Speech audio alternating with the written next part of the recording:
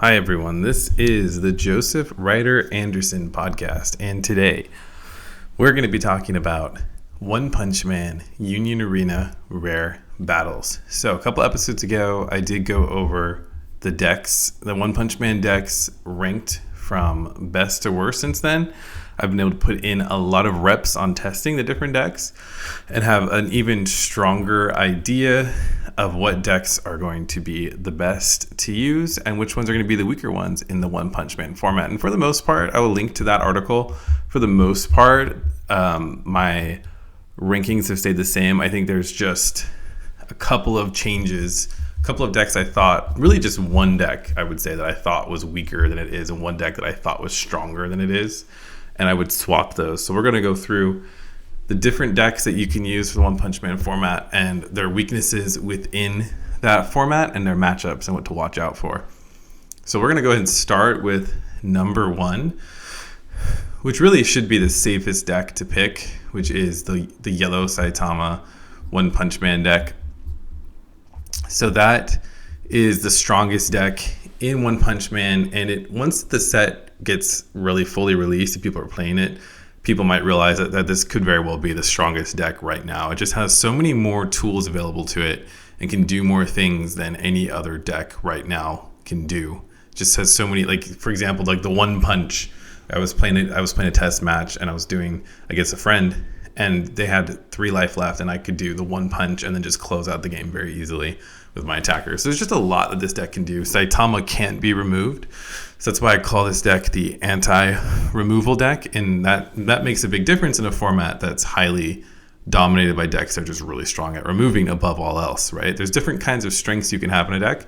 Some decks are really good at removing, some decks are really good at attacking, but removal seems to be by far the strongest.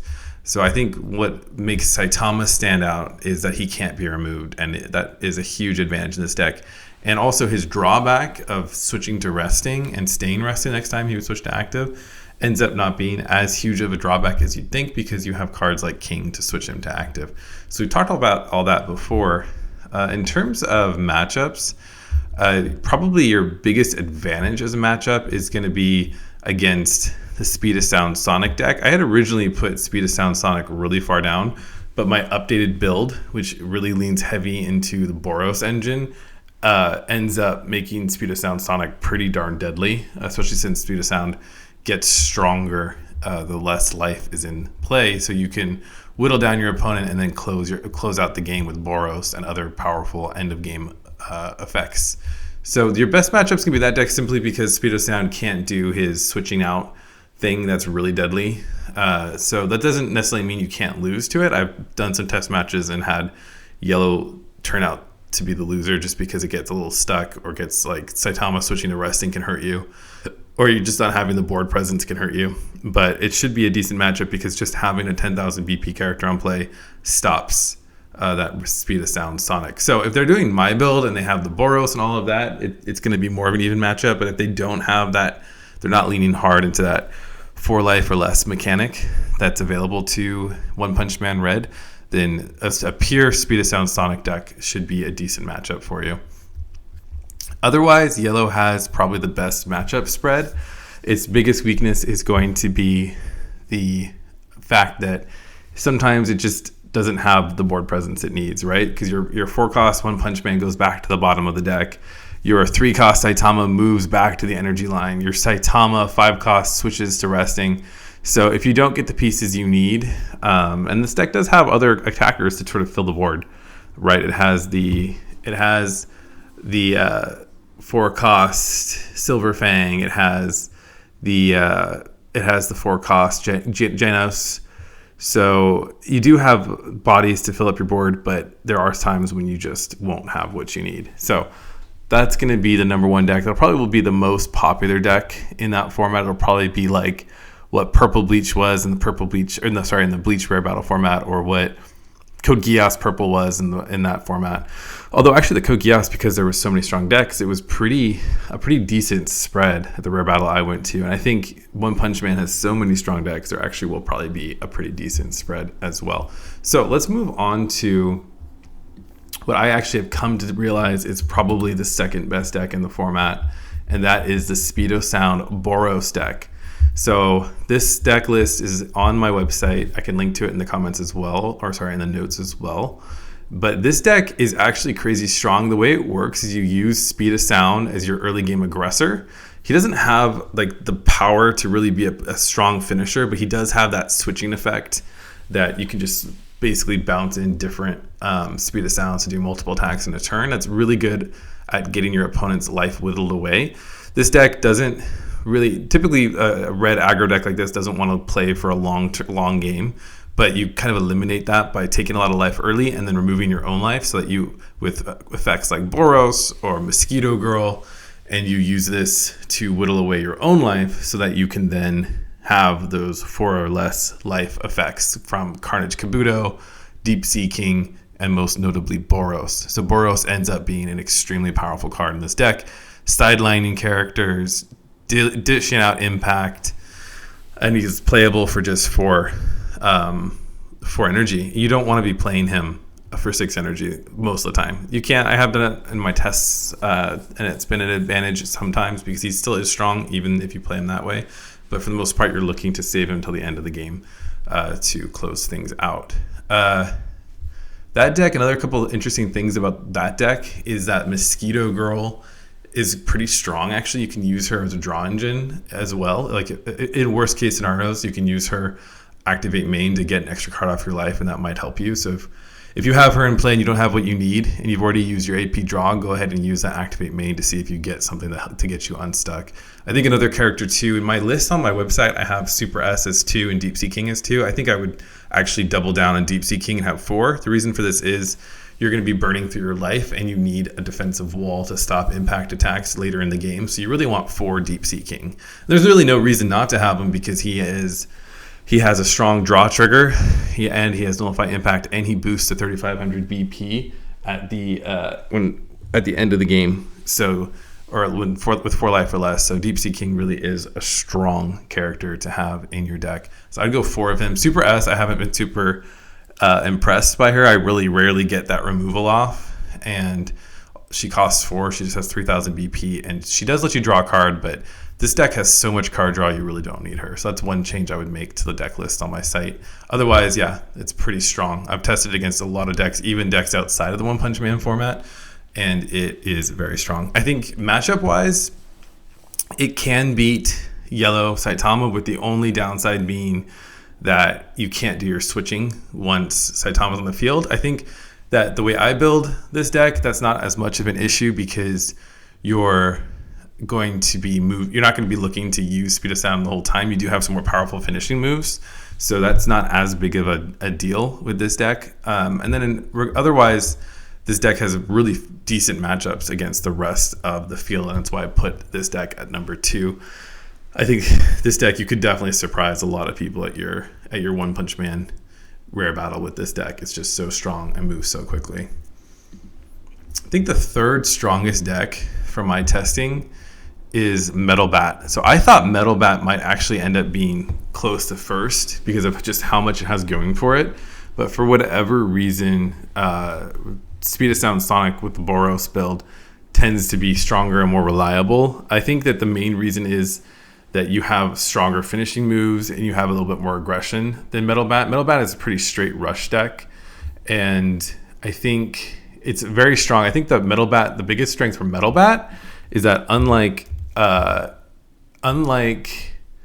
the Speed of Sound Sonic that has a slightly unfavorable matchup against Saitama, Metal Bat probably has the best matchup against Yellow Saitama. And the reason I say that is that Yellow Saitama is good at giving impact to itself. But you have a bunch of nullify impact. You have like 6 different, depending on how you build it, you can have 6 or more nullify impact characters to sort of slow down the impact from the Yellow Saitama. And this also is really good against Green Saitama. So Green Saitama, its main thing is just to like close out games. But if you have a nullify impact, you can stop that from happening. So if you anticipate a lot of Green Saitama and you're worried about that deck, or you really are worried about countering Yellow Saitama, I think Metal Bat has the best matchup specifically against those two. but suffers a bit against other decks. It's not as fast as Speed of Sound Sonic. It doesn't have as strong finishers that the Boros build. So, but it's a decent matchup for yellow and especially against green. Green is probably your strongest matchup because you can rush it and then protect yourself. So if you anticipate a ton of green Saitama, then the Metal Bat deck is going to be your best bet. Then moving on to the next deck, which is green Saitama. I think green Saitama will be very popular, at least right away. A lot of people are going to look to play this deck because it does have really high top end power. From my tests, it is definitely possible to play that 15 cost Saitama, and it seems to be more possible to do this than for another deck that was similar to this in terms of like that end of game payoff, which was Muzan. I think Muzan had a lot of weaknesses that green Saitama doesn't have. I think the problem with green Saitama is it's just a really high risk, high reward, and it's more so than typical green decks. Like I think Lancelot is a good example. Like where Lancelot, I always say it's a high risk, high reward because if you hit your curve, you can definitely win. And you can win, like you can just crush your opponents. But if you don't hit your curve, it can be a lot harder to pull things off. And green Saitama is just a much harder curve to hit because you're not just trying to hit energy, you're trying to hit cards in your sideline. The payoff is higher. So if you get Saitama out, odds are you're going to win. But getting Saitama out is not super easy to do. You have to discard a lot. You need around 20 cards in your sideline, and you still need a decent amount of energy on your field. And those characters, and you also especially need your king character. And he can't attack, he can't block. He's sitting on the front line, and he's not blocking attacks, not defending. Not attacking, not defending. So you're kind of giving up spaces on your front line. So a rush deck can really whittle away at you. Plus he's exposed. So being 5,000 BP means he's going to be hard to take out. But there are cards out there that certainly can take out 5,000 BP. And if you're playing against this deck, for the most part, you're going to be wanting to save your specials for king just to get rid of them. And it's going to really slow down your opponent if you can do that. I think the one time that I have in testing not chosen to use my specials against king is that I just really want to close out the game. And since king can't block, I'll use the specials on the characters that can block, and then I'll just like ram through my opponent. So this deck is pretty easy to work around. I think that if your opponent doesn't know how it works, then it can be hard to deal with. I've built my green Saitama just to make it to kind of counter some of its weaknesses. I actually added in the tornado. So I'll link to this as well. But the terrible tornado is a really strong aggressive card. I use this in Metal Bat, and she can just be played and then switch to active. And I added her into the green Saitama build. I'm actually not using that Silver Fang 6 cost character, partly because green trigger is the worst trigger, so it's almost as bad as a non-trigger, so I just cut it. Also, having a 6 cost character with just one energy gen just doesn't feel like super necessary in this deck. I think the one advantage of Silver Fang is that he can give you added discard, but with your kings you can discard so much anyways, and I'm not sure how big of a deal that is. And plus, he's just a little slow because you have to play him and he comes in resting. Whereas terrible tornado can try to you can use her to keep your opponent at bay. Her and Genos are your main ways of keeping your opponent at bay, so that you can build up to what you need to play your powerful Saitama cards. So this deck is very hard to use. I would not go into your rare battle tournament without practicing this deck and expect to win. It took me a bit to even be able to just play a bit of practicing it, just to be able to get Saitama onto the board. I do include a Drive Knight. There are these cards in every deck. There's just these cards that you can play for less energy cost if there are certain characters on the field, and they're really intended for rare battle format. However, not every deck really benefits from having these. It really is only going to matter if you have a high energy deck, and this deck certainly is one of those. So Drive Knight can be really strong. So I have 2 of those in my deck list. So you can play him for just 2 energy costs, and then he generates 2 energy on your energy line. So he can be a really strong tool. Matchup wise, again, this deck isn't as strong as those other decks I've mentioned. The other 2 that we've covered, I would probably put it maybe in 3rd place overall, depending on, again, it's a high risk, high reward. It's going to be a little less consistent than some decks. But if you factor in the fact that you get Saitama on the field and you win, I would put it probably at 3rd overall after my testing.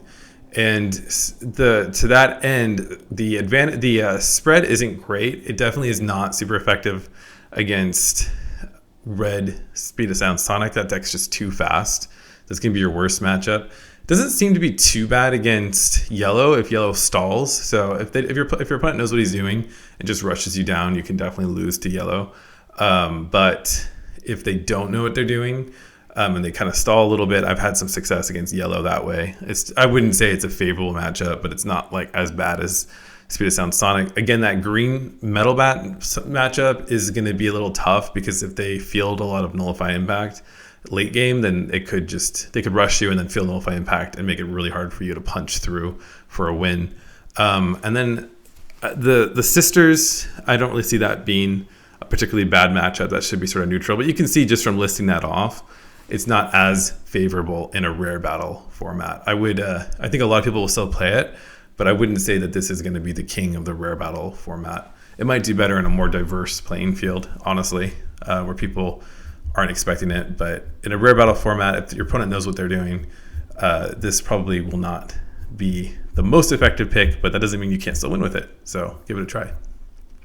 Moving on to Garo. I have not tested Garo probably enough to say definitively how good he is, but I thought Garo was going to be really strong just given how much removal it has. But as it turns out, it's not. The removal isn't as great as I thought.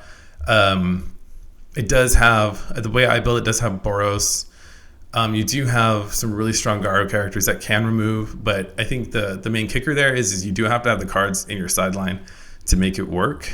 I thought Hero Almanac was going to be stronger than it is, but I don't think I realized that Hero Almanac, you have to sideline a card from your hand with the exact BP of the character on the field to then force that character to block. So that is a little tricky to pull off, especially you have to have the right scenario for that to work. So yeah, and then Garo does have 6 energy, which makes him a higher energy deck. So you have to build up to that energy to make that possible. So I think Garo is still okay. I definitely would say it's just more mid-tier than I thought it was going to be. I thought it was going to be a top tier. But Red Garo in this format is going to be a little bit more mid-tier. It doesn't have as strong a rush, again, because you're building up to that 6 energy cost, and it's not going to be as deadly against a green Saitama. It's going to probably be outmatched by a yellow. Yellow has just a much lower energy threshold. Most of its cards can be played for 4 energy costs. So that makes that deck just a lot easier to pilot. So it's not really super effective against yellow. It's going to probably not do as well against rush decks. It's really probably just going to be most effective against other mid-range decks like it. But there's not a ton of those. It's kind of there's not a ton of like more midi-range decks like this one in this format to do super well against. So I think that this deck is probably not going to be as effective in the One Punch Man rare battle format as I would have thought. And then last we have the Hellish Blizzard deck. I put this last not so much because it's bad. I actually tested it and it seemed really strong. I just also haven't tested it enough to know definitively how strong this deck is. I think it does feel a little bit gimmicky. So you can definitely do a lot. You can sling a lot of event cards with it. There's a lot of interesting effects, really. You can like block your Hellish Blizzard from being targeted by effects. Also, Hellish Blizzard lets you draw 2 cards when played. That's really actually turns out to be really strong, especially since you don't have to sideline, and it gives you a lot of fuel to then sideline cards and bring events back. You do have a ton of removal that's based on events. So I think the reason why I just tend to rank this lower is that it is a deck that doesn't field as many characters, and characters are the stronger option because when you can play a character that gives you an effect, you get the bonus of having board presence plus the effect. So that's why cards like Atomic Samurai and things like that are really strong, is you get the removal, but then the card stays on the field. In this deck, a lot of times you're just going to be removing. So I did a variant of this build with Silverfang and Bomb, and was using that engine to kind of unlock some added like board presence and some added like basically an added removal in the form of that card that you can play to exert those 2 on the front line. So I tested that deck out and it seemed kind of cool.